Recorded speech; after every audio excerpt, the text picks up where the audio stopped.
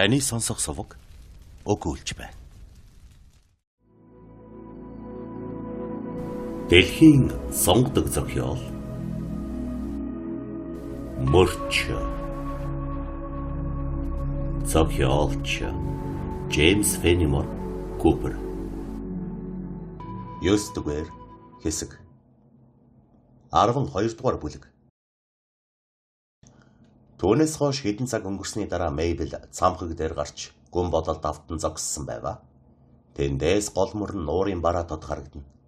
Нам гүм намуун тайван үдшиж байв. Мянган арал орох аяныхаа шүн зангууга авч хөдлөх ёстой байсан боловч салхи огт гарахгүй. Тэр янзаар байгаад байвал саатаж мэдэх байв. Хоол хүнс, буу зэвсэг бүх ээлх хэрэгсэл тэр бүхэл Мэйблийн нарийн ширийн юм сэгч хөлөг дээр ачсан байв. Гэвч хөлөг хөдлөх найдвар хараахан байхгүй байсан тул бүгд хүлээсээр эргийг сахина. Жаспер хөлгийг булангаас гаргаж бололцоо гармагц. Түүнийг нуурын усанд оруулж болохоор голын усны дээд бийд болгосон боловч одоохондоо тэд ганц зангуутайгаар хүлээхээс өөр замгүй байв. Чухам хэдийд хөдлөхийг мэдэхгүй байгаа аяныхан эргийн дагуу залхуу хүрсэн янзтай алхацгаана.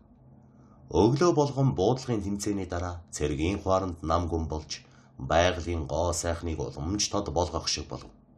Байгалийн тэр юм бүхэн зогтсон сайхан байдал Мэйбэлд шин сэтгэгдлийг дөрүүлж байсан боловч угаас иймэрхүү юмны талаар нэг их эргцүүлэн бодох нь үгүй тул чухам тухайлан ялгаж тодорхойлохыг эс мэдэх ажээ. Эргэн тойрны бүх юм сайхан бөгөөд нам тайван, цээж дүүрэн, сэтгэл тайван байх бололцоо өгөх бөгөөд дуу чимээгүй хязгааргүй их ой тайгын сүрж авах цэлгэр далай мэд нуурын үл хөдлөх усна газар орны байдлыг бүгэлдэн сүрж авахаатай болгоно. Мэйбл өөрөө хот орны болон соёл иргэншлээс холбоо их тасарч дадал заншилж өөр болсноо анх удаа мэдрээд угаас түргэвтер зантай учраас энэ сайхан хязгаар зэлүүд нутагтч гисэн аз жаргалтай амьдарч болох юм байна гэж бодож нэг үзв. Сүүлийн 10 хоногийн турш төрсэн сэтгэгдэл энэ нутгийн нам гүм гоо сайхан байдал түүний сэтгэл зүрхэнд хэр зэрэг хүчтэй нөлөөлж буйг бид одоохондоо тааварлна уу гэхээс биш. Лавта мэдэд хэлэх юм алга та. Нагад цахан гинэд чихэнд нь эрмэг дуугар. Наран шингэхтэй мөнч сайхан харагдагч нь юу? Дөө минь. Цэнгэг устай газар гэхэд ингэж сайхан шингэх нар байна гэдэг овоолтоо. Харин далайд бол бид ч тоож харахгүй шүү дээ гэв. Хайртах минь. Байгаль маань хуурай газарч далай тэнгист адилхан сайхан биш үү? Тэнгэр бурхан тэгж сойрхсон биш үү? Энэ зэлүүд хязгаар нутагтч манай төрсөн Манхэттентай адил сайхан байдгийн биш үү? Миний дөө. Ээжийнхээ хідэн номд бүр автчихж үү дээ. Түрүүч маань 2 дахь удаагийн аялалд бидний тээшэнд арай тиймэрхүү дэмий юм хийж явуулаагүй байлгүй. Хаан хинч байгаль адилхан гин шүү. Хуурай газрын цэрэг хүний чанар, далайчны чанар хоёр адил гэж чимэн хэлэх нь үү? Тэгвэл арай дэндэх байх шүү. Чи бол аль талтай анч барилдлагатай. Тэгэхээр эртхэн ялгаж салгаж мэдэж авбал таарна. Ах минь, би өрн хүний чанарын тухай хэлж байгаа юм шүү дээ. Би ч гэсэн дүү минь. Далайчны чанар 52 дугаар хороо гихчийн аль нэг залуугийн буюу төрсөн эцгийн чинч чанарын тухай хэлж байгаа юм шүү дээ. Өнөөдөр тэднээс буудалгын тэмцээн, бай буудах тэмцээн зохиолоо. Энэ тэмцээн бол хөвж байгаа байг буудаж онохдоо зүйрлэж ярих хаарч юм биш. Онгоцон дээр бол бид чинь хамгийн наазах нь хагас бээрийн зайтай газраас их буугаар буудаж онно. Харин төмсний хувьд гэвэл тийм юм байлаа гэхэд хөлгийн тогоочийн гарт орчихсон байх байлгүй. Хуурай газрын цэрэг байх гэдэг их хүндтэй үүрэг байж мэдэх юм. Гэвч энтхийн цайзыг ажиглахад гэр хайхан хүний нүдэнд бол болоогүй бүтээгүй түүхийн юм мөн ч их байна да. Би альва юмыг басаж дормжлох зангүй ч гэсэн. Тэр нэг цөөрмийн талаар миний бодол ямар байгааг Мэйбл чи андахгүй. Жинхэнэ далайчин ганц ч хүн хамраас өгөх ёсгүй. Гэхдээ тэр Онтарио гэдэг нэртэй нуур гихчийн ус нь далайн хөлгийн Тайланы уснаас их байдгийн бол би нохойн хүү болно шүү. Далан нуур хоёр ямар ялгаатайг одоо чи мэдэж авъя гэж бодож байгаа бол би хэлээд өгье. Аан гэж байдгүй минь. Би бүр тодорхой харуулад өгье. Иймэрхүү салхигүй үеийг штил гэж нэрлэж болох боловч эндхийхнийг би жинхэнэ штил гэж үзэхгүй. Агаар салхигүй модны ганц ч навч хөдлөхгүй байна шүү дээ. Навч гин шүү. Навч ямар хамаатай юм бэ дүү минь. Далайд навч гэдэг юм байдаггүй. Тэнд жинхэнэ штил болж үгүй юу гэдгийг дэнгийн галаарч мэднэ. Дөлн далдарч байна уугүй юу, тэрнээр нь салхи байгаа эсхийг мэднэ. Далайн штил болоход хүн агаараар дутагдах нь олонтой. Тэгвэл одоо энэ нуурыг харал та. Ус нь хувинд байгаа сүү шиг гөлийчхөд ердөөч хөдлөхгүй байгаа биз. Тэгвэл далайн ус ямар ч их штилийн үед намуу боловч хэлбэлзэн хөдөлж байдаг юм. Далай хизэж хөдөлгөөнгүй байж чадахгүй гэж үү? Штилийн үед ч үү? Өөгүй шүү дүү минь. Бурхан гэрчлэн. Далай минь амтан мэд амьсгалж байдаг юм. Ердийн хадгалуурт байдгаас ихгүй агаар байлаач гэсэн яруу найрагчдын бичдгээр бол далайн цээж ямагт түлхэлсэн юм гэдэг юм. Далайд нуурынх шиг өнгөн ингэж гөлийн гэж байхгүй. Харин дандаа уушиг шиг тэлж агших мэт хөдөлгөөнтэй байдаг юм. Нуурч гэсэн огт хөдөлгөөнгүй байдаг биш. Эргийн ус нь эрүүлцэж заримдаа усны төрөлт нь эргийн хад зохиог мөргөж байх сонсдно. Энэ бол дими хоосон магтаал гэсэн үг. Чээч нь аяг дүүрэн усны цэврэг, усны мэрэлж, дарбуул норгодог усыг төрөлт Онтарио нуурыг Атлантын далай, энэтхэг суман завыг цэргийн хөлөг гэж хэлэх дутуу байх шиг байна. Харин Жасперийн тухайд гэвэл яггүй залуу. Гэхдээ жинхэнэ хүн болохын тулд багасаар юм сурч авах хэрэгтэй дээ. Ах минь, та түүнийг юу ч мэдэхгүй балар харахгүй ард гэж үзэж байгаа юм биш биз дээ гэж Мэйбл хэлээд зовсон байдлаа нуухын тулд цааш харж тол гойтой үсээ янзлах байдал үзүүлээд миний бодоход Жаспер бол босод залуусаа бодвол нилээд юм мэддэг хүн шиг санагдаг. Гэхдээ ном баг уншсан. Хаанаас ч ном олох билээ. Гэхдээ тийм л залуухан атлаа наад зах нь ямиг сүрхий эргцүүлэн бодож чаддаг юм шиг надад санагдсан гэв. Онтарио мэд дотоодын нуураар аялж явдаг бүх хүний нэг адил Жасперч гэсэн даанч мэдэхгүй. Даанч мэдэхгүй юм. Ядахнаа тоон тушиж чадахгүй. Зангилаа ямард нь юунд хэрэгтэй, ямар учир ухаантай гэдгийг ойлгохгүй. Онгоцны олон зүйлийг олж мэдэх бэрхтэй. Гэхдээ Мэйбл минь, чи бид хоёрт Жаспер, мөрч хоёр ёстой их аж гавьяатай хүмүүс шүү. Тэр хоёрын ачийг юугаар хариулдаг билээ гэж би яг бодож байсан юм шүү. Бид чинь ямар гахаа биш дээ. Зарим хүн тийм гахаа шиг цусалчхад аж мэддэггүй улс бол хаад ноёд гэж хэлдэг. Гахааг залаад ширээний ард суулгавал ширээн дээр хөлөө тавина гэдэг чинь бас нэг үг шүү. Хайртах минь, таны хэлдэг ёстой өмнө та бид хоёр эрэлхэг энэ улсад хичнээн их талархаж байгаагаа заавал нотлох ёстой. Миний дөө, ёстой их шиг байх чинь. Чиний сэтгэл манай К-pop-гийнханд бахархал төрүүлж байна. Би өрн зөв бодлоо гэж санаж байна. Миний санаа бусдад тоогдох ёстой. Би нэг санал тавих бодолтой байгаа юм. Энэ мянган арал гэдгээр явж ирсний хойно шүү. Тэгээд ч би бодсон да. Ах минь, та үнэхээр шудраг, үнэхээр халамжтай хүн шүү. Харин та ямар санал тавих гэж байгаа юм бэ? Над хэлэх үү? Мэйбл минь, чамаас нуух шалтгаан алга. Гэхдээ эцэгт чинь дуулгах хэрэггүй. Төрөөч эцэг чинь бас адаэр зантай хүн. Тэггээр бидэнд саад тодгор хийж мэднэ. Жасперч түүний найз мөрчч энд олигтой юм үзэхгүй. Тэр хоёр надтай хамт яваад усан цэргийн ангид орвол таарна. Жаспер бол 2-7 хоногийн хойно ямар ч шуургыг давж чаддаг болно. Жилийн дараа бол хааны албаны цэрэгт ч орж чадна. Мөрчийн хувьд бол нилээд зай бий. Жинхэнэ далайч болж хизээж чадахгүй байж мэднэ. Гэхдээ ер бишний хурц нүдтэй хүн болохоор сэргийлэн харах сайн ажилтан болж чадна. Тэр хоёрын аль нэг нь таны хэлснээр явна гэж ахта бодож гин үү? Гэж Мэйбл инээмсэглэж хэлвэ. Бодолгүй яах вэ? Тэр хоёр үгүй гих тийм тэнэгүүд биш дээ. Аз жаргалаасаа татгалзах тийм тэнэг хүн хаан байх вэ? Жаспер миний заасан замаар л гардгийн бол текскигээд шулуухан дарвуултай том хөлөг онгоцны ахмад болно доо.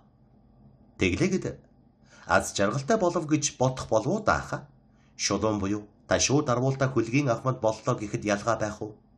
Пөөх, хөлгийн тухай дүүгийн минь бодол даанч хол байна да. Эрх огтл ингэж бодох байх.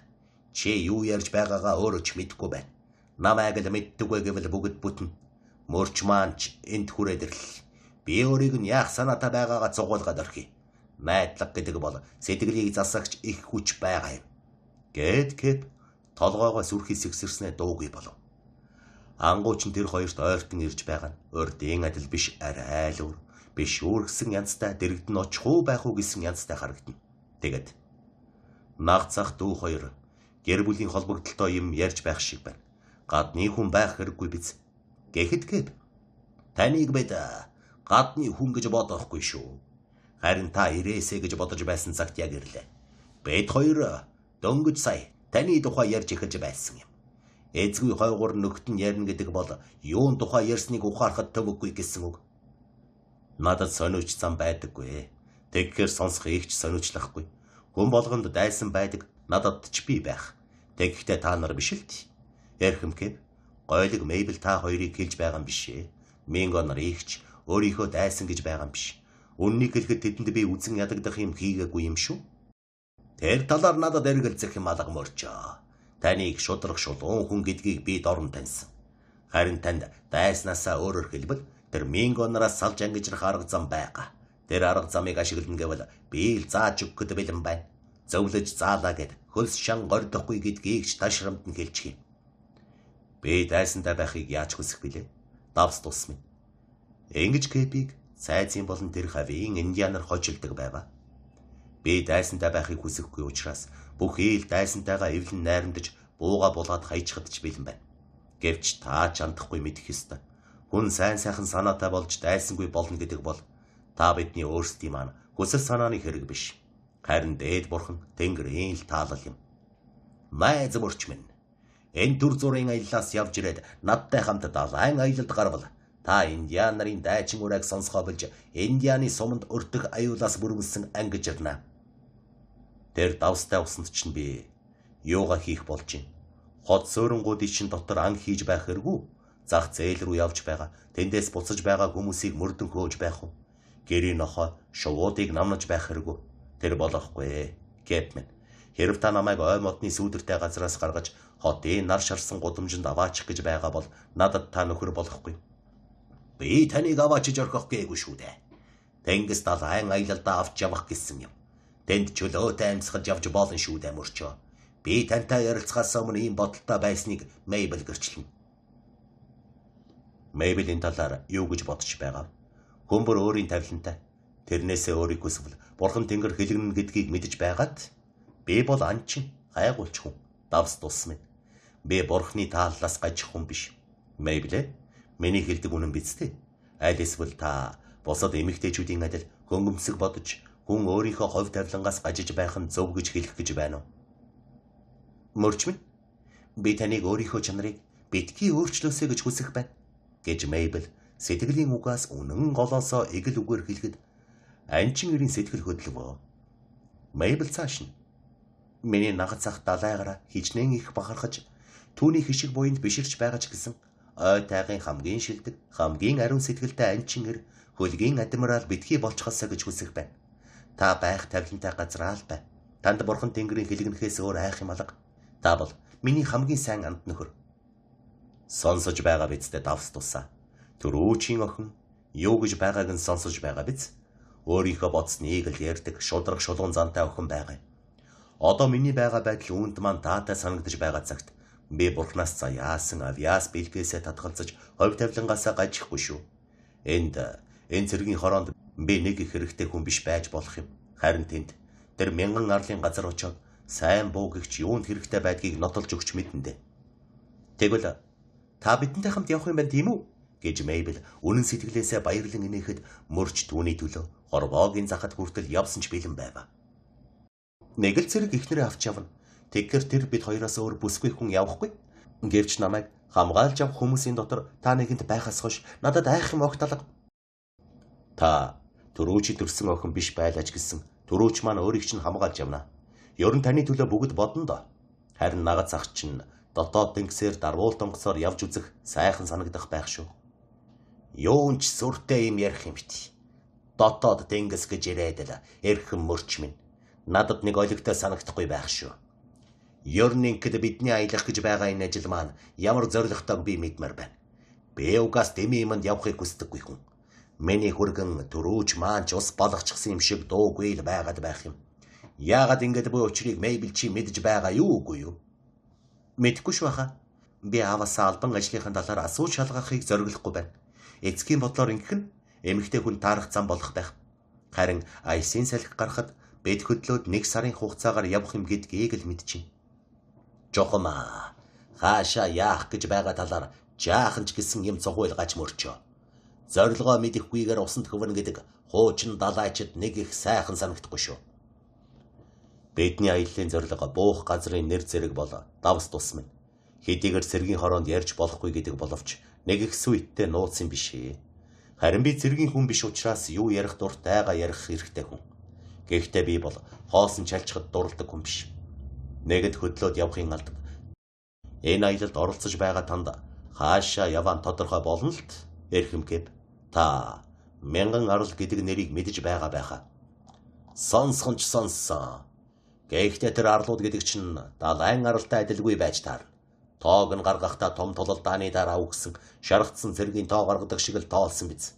Мянга болж гэж хэлэх боловч үнэндээ 2-3 хүн байдаг шүү дээ. Миний нүд хичнээн хурцч гисэн. Би тэр арлуудыг тоолох бүрийдээ заавал алдчихад болдоггүй юм л т. 10 хүртэл тоолж чаддаггүй хүн байдгийг би бас мэднэ л дээ. Танай хуурай замын харахнууд яг эрг дээр нь байгаатлаа. Өөрийнхөө нүхийг таньдаггүй шүү дээ. Хэжнэн шагааж хараад юу ч олж хардаггүй ус. Зорчигчд уснаас өөр юм алга гэж байхад миний нүдэнд газар, байшин барилга, сүмхий дурайж байсан удаа мөн ч олон байсан да. Цэнгэг усанд байж эргийн барааг олж харахгүй байх гэдэг ухаанд багтдаггүй юм. Ёстой нэг утга учиргүй санагддаг юм. Эрхэм Кэпт. Манай нуурыг мэдэхгүй учраас ингэж ярьж байна. Манай энзэлүүд нутагт байгаль юу бүтээж өгснийг харж мянган арал хүрэхээс өмнө өөрийн бодож байсныг өөрчлөх болно.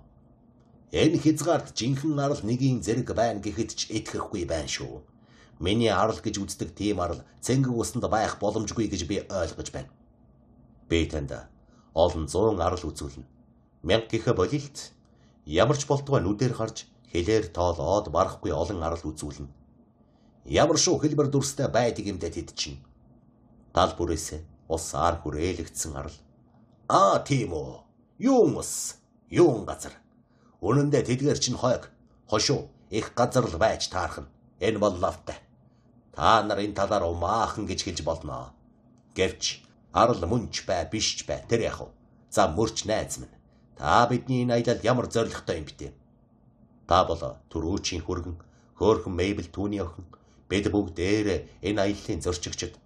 Ингээр бид одоо яах ёстой вэ гэдгийг танд ярьж өгвөл муу нь юу байх вэ? Эрхэм Кэп. Та хуучин далайчин хүн. Фронтианак гэдэг цайзын тухай сонссон байж таарна тийм ээ. Тэрний тухай сонсоогүй хүн байдгийм үү? Харин би тэр цайзад очиж үзээгүй ч гэсэн дэрэг дүүрэн бишгүй олон гарч байсан. Тэгвэл та танил газар очих нь байна. Гэхдээ та далайн зүгээс түүний барааг олж хараагүй нь гайхалтай. Их нууруудын нэг нь нөгөө рүүгээ урсаж орж байдаг гинж гэсэн үг. Тэгээд ээрийн нуур хурж байж сая усан тогтдог юм. Тэр нуур бол эндээс баруун зүгт байна да. Үүнийг та юуны өмнө мэдж авах хэрэгтэй. Тэр нуур бол Онтарион чинэн тов. Ээрийн нуурын ус замдаа өндөр уулын дундуур гарч бараг хял дээрээс нь буудаг юм. Яагаад тэгдгийг нь мэдэх юмсан? Зөлгийх чинь. Мэдэж ядах юмгүй тун амархан эрхэм Кэп. Гэж мөрч инээд алдан хэлээд ус уулаас буу.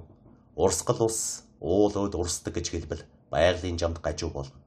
Харин ус тэгхтээ цэнгэг ус уулнаас буудаг гэхэд ердөөч онцгийн юм алга байгаа биз дээ гэв. За тийм байж. Гэхдээ нуурын ус явсаар зам зураа уултай залгадаг гэж та хэл. Энд чинь хэрэг хөлтөө байдагсан бол бүхий л ухаалаг ойлголтыг хөлөөр нь годройтуулаад хайж гин. За энэ талаар маргаад явах вэ? Би үзнэ л ярьж гин. Хөлийн тухай хэлэх юм огтлог. Харин оюун ухааны хувьд гэвэл бурхан л мэдэх хэрэг биз дээ. Тэр олон нуураас гарсан ус Онтарио нуурт нийлээд гол мөрөн болж далай руу зутгадаг юм. Одоо бидний ярилцаад байгаа олон арал гэдэг маань чухам Онтарио нуурын энэ талын нарийнхан хэсэгт буюу нуурч гэж хэлэх аргагүй, мөрөнч гэж хэлэх аргагүй энэ хэсэгт байгаа юм. Тэр арлуудаас дээгүр Францын цайз Фронтианак гэдэг нь оршиж байдаг юм. Мөрний доод биеэр Франц нар цайзтай юм болохоор зэр зэвсэг, бусад элдв хэрэгсэл, хүнс хоолоо усаар Фронтианак руу явуулахаар үл барам. Цааш нь Онтарио нуурын эргээр зэрлэг овгийнханд явуулж тэднийг аль муу мухай хэрэг үйгдэх, Христос мөргөлтнүүдийн хуйхыг хуулах хар үеэлтэн тусалж байдаг юм. Биднийг тэнд очихоор тэр аимшигт мухай хэрэг эцэс болох уу? Гэж Мейбл их л улаарин асуулаа. Яаж ч мэднэ. Бурхан ээл таалал мэднэ. Хорооны дарга комендант Лонди 1000 арлын нэгийг эзэлж авахуулахаар нэг отряд гаргасан. Бас Францын завнуудын зармыг булааж авах даалгавар өгчээ. Манай аялал бол 2 дахь юм. Тэнд байгаа отряд одоохондоо олигтой амжилт олоогүй. Зөвхөн Индиан нарт ачаа зөөж аваачих байсан Францын 2 завийг булааж авсан юм гэнлээ. Өнгөрсөн 7 хоног тэндээс ирсэн тагнуулын мэдээгээр бол тэр лойвэрчдийн арга зайлыг тасалдуулахын тулд хошууч маань бас нэг оролдлого хийхээр шийдсэн байх. Жаспер тэнд хэрхэн хурж очихыг мэднэ. Харин тэнд очсон цагт бид түрүүчийн найдвартай хамгаалтанд орно. Яагаад гэвэл түрүүч маань их хашир байна гэдэг иймэрхүү ажилд хамгийн гол байдаг. Хашир болгоомжтойгоос гадна төргөн шалмгаа ажиллаж чаддаг хүн. Ёрдоолэн гэж юу? Гэж Кэп үл тоомсорлон хэлээд бүх ил бэлтгэл ажлыг ажвал хэлээр зүй бос нэвтрэх маягийн тийм л юм хийх гэж байгаа мэт.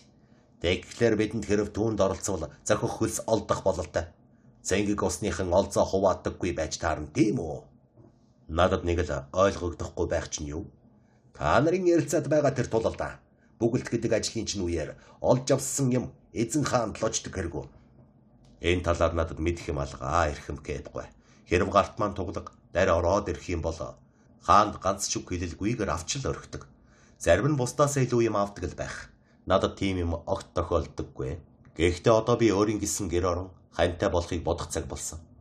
Мөрч ингэж зориуд хэлсэн нь амьдралаа цоо шинээр өөрчлөх бодолтой байгаагаа зориуд хэлж байсан бөгөөд энэ үгийг Мейбл сонсоод юу гэж бодож байгаа бол гэдгийг мэдхийг хүсэн нүрийг нь харахыг хичнээн хүсвч тэр үед Мейбл голын зүг харж тэнд хөлөг онгоц дээр ямар нэг хөдөлгөөн гарахыг ажиглан байсан тул саяын хэлсэн үгийн утга эгч ойлгоогүй огт ажиггүй байваа. Дарвуул дээр ямар нэгэн хүнд юм унах чимээ гармагц мөн тэр зүг харсан газарч Жаспер онгоцоо голын усанд оруулах гэж байна. Салхи үүсэх шинжийг тааварлаад яг зэхээстэй байлгах гэж байгаа бололтой. Гэхэд Кэп мушилсан инээн цэглэж Тэнгис далайн ажилд ч суралцах тохиолдолд энд гарах нь шивдэ. Дарвуулаа янзалж байгааг нь харахад жинхэнэ далайчин маягтай байх шүү. Дөрөмт ховцныхаа товчийг дээрээс доош шүү. Доороос дээш товчилж байна уу гэдгээр цэрэг гэрийг шинжиж таньж болдог шиг. Энд ч бас далайн аяны нэг шинж мөө гэв. Таархах жүдөөрхөх хардах сэрдгийн муу ёрын сэтгэл гихчийг огт үл мэдэх мөрч хэлэхтэй. Далайд аялагч хашир далаачинтай ан ман байж чадах эсхийг нь хэлж мэдэхгүй байна. Гэхдээ л Жаспер бол эрлэгэг залуу. Наад зах нь энэ нууртаа онгоцоо хэн хүнээс илүү чадамгаа жолоод чаддаг хүн л дээ. Цэнгэг ус уулнаас буудаг Освегогийн хүрхрээг та бид гатлахад энэ залуу болох юм шиг санагдаагүй байхаа. Та өөрөө мэдэн шүү дээ гэв. Кэп амандаа нэгэн бовтнаад өнгөрөв. Тэнд байсан хүмүүс одоо тэр онгоцыг л сонирхон ширтэж байна. Тэр бол одоогоос эхлэн тэдний хувьд заяатай холбоотой болох учраас сонирхон зүйн хэрэг билээ. Амьсгалаа хураасан амтан адил салхи гарахгүй дүнсийсэн хэвээр байв. Нуурын өнгөнийг өлийж дүнсийсэн ус шингэж буй нарны туяанд гялтай. Үер хөлгөн 100 алхмын тэртээ хайсан ангууны зүг зүтгэнэ. Тэнд очих бол яаж иж байгаад тэр үед Освегод зогсоол болж байсан мөрний адаг руу орж болох байв. Гэтэл салхи огт байхгүй байсан болохоор мөрний усаар хөнгөн онгоцыг гагцгүй сэлүүрийн хүчээр явуулж болох байв. Тэгээд тэр онгоцон дээр дарвуулыг нь босгохын оронд зангуу өргөхөд усанд унах сэлүүрүүдийн шал пал дуу сонсдог. Онгоцч усны урсгалын эсрэг харж мөрний гол өөд чиглэн хөдөлвөө. Голд нь хүрээд сэлүүрдэгчд сэлүүрээ өргөхөд онгоц нь голын урсгалаар адаг руу хөвлөв. Тээнхүү нарийнхан урсгал дагуу 5 минут хэртээ явсаар мөрний ус руу орох долгионд саад болж байсан 2 хайрахтай харгааг давпаа. Онгоц зангуу хаялгүй эргээс голдон холцсоор гадна буудал буюу рейдийн зүүн талын төгсгөл болсон намхан хошуунаас 4 бээр зайд орших нуурын гөлийсэн усны дээр их биеийн харлан харагдах болов. Тэнд мөрний урсгалын хүч нэгэнд барагдсанд онгоцч дороо зогслоо. Тэр онгоцыг хөдөлгөөс нь эхлэн нүд салгалгүй ширтэн харж байсан Мейбл. Яасан гоё онгоц байхаа. Та бол гадна байдал түүнийг залж яваагаас нь олох байх л та. Харин надад бол аль аль нь их гойлог харагдаж байна. Энэ бол миний юм мэддгүйгээс болж байгаа биз гэхэд Кэп хэлвэ. Үнэхээр урсгал даган хөвж байгаа нь ямар ч зомголоос дутхааргүй харагдаж байна. Нарийн ширийн юмныхын тухай ярих тархирвал над мэдийн хаширчон нүдний шил хийлгүй гээч олох л доо. Харин би бол давстай усаар хөвж үтсэн олон хүн үерийг сайн онгоц гэж магтаж байхыг дуулсан юм шүү. Би өөрөө энэ талаар юу мэдэх вэ? Гэсэн ч хүн бурууч гэсэн өөрийн бодолтой байж болно шүү дээ. Харин Жаспер онгоцоо сайхан додомдож явдаг гэдгийг би хинээс ч илүү мэднэ. Гэж мөрч хэлэх нь Жасперыг ямар ч байдалд өмөөрөн хамгаалж явдгийн нэгэн тохиолдол болов. Эрхэм мөрч минь. Энэ онгоцыг зүгээр нэг болох гэж хэлэх нь юу юм? Тэгхтээ өөтэй, тэгх мөртөө, их өөтэй гэж би хэлэх байна. Ямар өө байгаа юм байхаа? Жаспер мэдвэл засах биз? Ямар гинөө? Тоолбол тоолж боломгүй. Хэмжвэл хэмжээшгүй хөөсөд байна. Нүдэнд минь яг ил харагдаж байхад уу. Ах минь заагаад өгчих. Мөрч найздаа хэлж өгөх юм байгаа байлгүй. Зааж өгөх гинэ. Тоо томшгүй учраас заагаад өгнө гэдэг чинь Тэнгэрийн одыг тоолохтой адил шахуу амаргүй ажил шүү. Заагаад өгчих гэлөө. Миний дүүчи. Энэ олон эд ангийг нь юу гэж нэрлэдгийг мэдэх үү? Энэ олон мод оосор бүчнээс аваад өдий юмнуудыг яаж тэр болгон заах юм? Наан цаангүй мэддэг хүнд болч өөр хэрэг байж. Ямар ч далайчин хичнээл бол төчнөөн л олон өөсөй болно. Тооцоогоо хийж дансаа дугуйлахаар ирсэн зарцаас хичнээн олдог тэрлүү адил олно. Ах минь, энэ бүгд чинь зөв байж болох юм аа. Гэхдээ Жаспер мэдэхгүй яваа биз. Хилээд өгчгөл засчих байх тийм үү, мөрчөө? Жаспер өөрийнхөө онгоцыг яахыг өөрөө л мэдэг. Яахыгаа өөрөө хинээс ч дутахгүй мэдэх юм чинь. Ямар ч болтугай. Онгоцоо Фронтенакчууд болон тэдний хань хамцаатан ёрын мууса Мингонороос хамгаалж чадаад л ирсэндэг. Зангууга өндөрлүүлж байна уу? Тийм юмыг нь тэгсэн ингэсэн гэж өөлмөр байлаач гэсэн Франц нарыг ойртуулж ирүүлэхгүй. Онгоц нь сайн хөвж байж чадвал өөр юу хэрэгтэй болох юм биш үү? Тийм ээ? Энэ нууртай бол Жаспер их далайн ямар ч гайхлыг урдаа оруулалгүй. Далайд гарлаа гэхэд ямар их авиас бэлэг харуулж чадахыг таамаглан хэлэх арга алга. Өөрөө бол далайгаар ганц ч удаа явж үзээгүй хүн л дээ. Кэп тиймдээ гэсэн байдалтай дайхан нэмсэглэж байгаа нь ямар ч болтугай. Одоохондоо маргаад яах вэ гэж бодож буй бололтой. Маргагч хүмүүсээ адгийн юу ч мэдэхгүй улс учир тийм улстай бол айран маргаад ч яах юм блэ гэж бодсон хэрнэ яриа цааш үргэлжлэх тусам зөвүүн улам хурж ихэмсэг дээгүр зам байдал нь оволцсоор л байна. Энэ хооронд онгоц жаахан хилтиж эхлээд усны урсгалын аясаар хошуу талаараа нэг тийшээ аяархан эргэж эхлэхэд харж байсан хүмүүс бүгд ихэд сонирхон ажиглаж байва. Нэг хормын хойхон хошуу талын нэг дарвуулыг нь босгов. Тэгэхэд салхи огт байхгүй мэт байсан хэрнэ дарвуул бөмбөж эхлэвэ. Хөнгөн хөлөг тийхүү үл мэдэг түлхэлтийн хүчинд 1 минутын дараа гэхэд мөрний усны урсгалын хөндлөн тийш чиглэн хөдөлсөн нь маш алгуур аяархан тул бараг мэдэгдэхээргүй байв.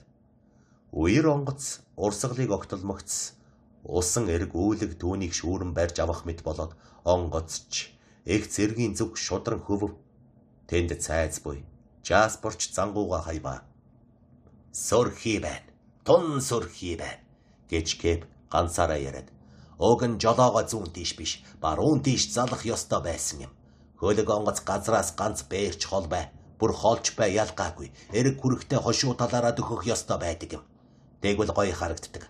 Гоё харагдана гэдэг манай хормод бас л их учиртай шүү дээ. Жаспер тун сайн залуу.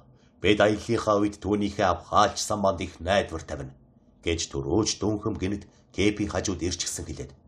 За одоо хагас цагийн дараа харанхуй болно. Бид юм хумаа ачиж бэлэн болох хэрэгтэй. Явцгаая. Зэхих хооронд жижиг завнууд бэлдэх биз гэв. Ингээд бүгд эрэг дээр байгаа юм хумаа ачихын тулд тарж явлаа.